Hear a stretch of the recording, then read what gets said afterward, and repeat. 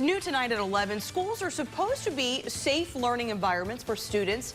Tonight, the Roanoke City School Board discussed ways to protect kids and reduce the number of incidents in city schools. And WSLS 10's Bree Jackson was at the school board meeting. She joins us live tonight in the studio. So, Bree, educators say that the number of kids disciplined has dropped. That's right, John. Educators say over the past 5 years, the number of incidents have dropped even as enrollment has increased.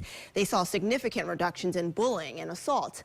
But a gap remains in the number of minority students disciplined. Fewer students are heading to the principal's office in Roanoke City Schools, according to school leaders. Our declines are really due to us first acknowledging that we have an issue. During this week's school board meeting, educators examined the number of incidents, offenders, and disciplinary actions in city schools.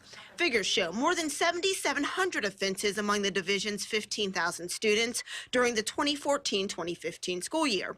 Over 5,000 of those cases dealt with insubordination or disruption. Fighting or minor physical altercations accounted for close to 1,200 incidents.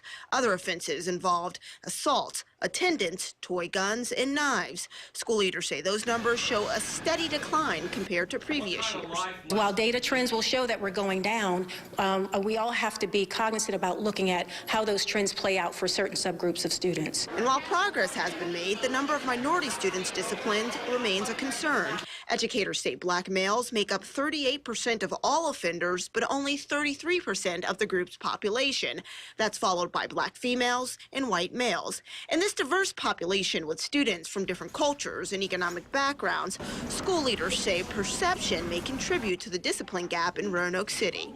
The focus has to be on making sure that we're understanding our own biases and what we bring to the table that may be impacting how we perceive behavior that's happening. Conaway Wood says students served 8,000 days of out-of-school suspension. Moving forward, school leaders hope to find alternative ways to address behavior problems so that students don't fall behind. We're struggling to move away from that conception that students learn by being removed from school. In the end, school leaders hope to see the number of incidents continue to drop and more students succeeding.